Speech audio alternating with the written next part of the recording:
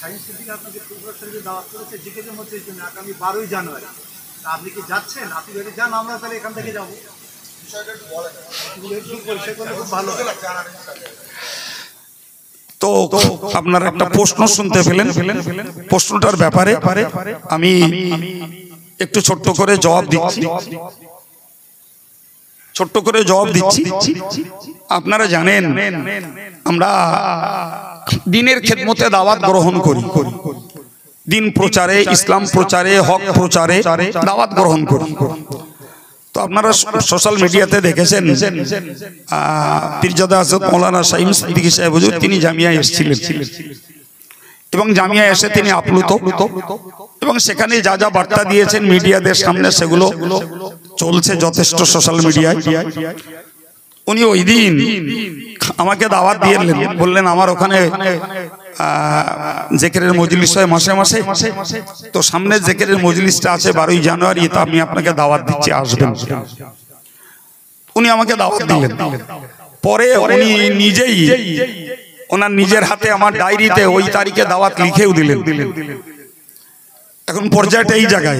তারপরে আবার উনি খাদিজায় এসেছিলেন, বঙ্গনুরেও এসেছিলেন। সেখানে এসে আমাদের মাগরিবি বাঙ্গাল আঞ্জুমানে ওয়াইজিন, আমাদের অন্যান্য বিভাগীয় সংগঠন সবাইকে যাওয়ার জন্য বলেছেন। তো উনি যেখানে উপজে এসেছেন জামিয়াতে বা বঙ্গনুরে বা খাদিজাতে এবং আমাদের অন্যান্য মাদ্রাসাগুলোকেও ভিজিট করবেন, তিনি যখন বড় মুখ করে আমাকে দাওয়াত দিয়েছেন, তো আমারও নৈতিক কর্তব্য তার দাওয়াতে যাওয়া, না কি বলছেন আপনারা? জি জি, তো আমিও যাওয়ার নিয়ত করেছি এবং তার এই পদক্ষেপের ভিতর দিয়ে আল্লাহ চাহে মানুষ ভুল বোঝাবুঝির মধ্যে রয়েছে বা ছিল বা রাখা হয়েছে, আল্লাহ যদি চান হয়তো এই ঘনিষ্ঠতার বিনিময়ে একই মতাদর্শের মানুষদের মাঝে ভুল বোঝাবুঝির নিরসনটাও ঘটবে।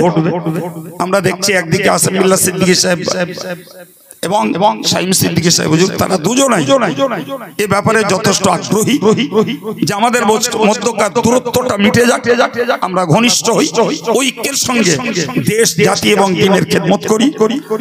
তো উনি যখন এসেছেন আর আমাকে দাওয়াত দিয়েছেন, তো আমি গেলে যদি সেটি আরো একটু সহজ হয়ে যায়, না কি বলছেন? তো আমরা ইনশাআল্লাহ জিয়ারত করব দাদা হুজুরের মাজার শরীফ, সময় মতন অন্যদের সেই সঙ্গে ওনার দরবারে আমরা জিকিরের মজলিসও করব। এটি আমি আমার দিক দিয়ে বা আমাদের দিক দিয়ে আমরা মানসিকভাবে তৈরি হয়েছি।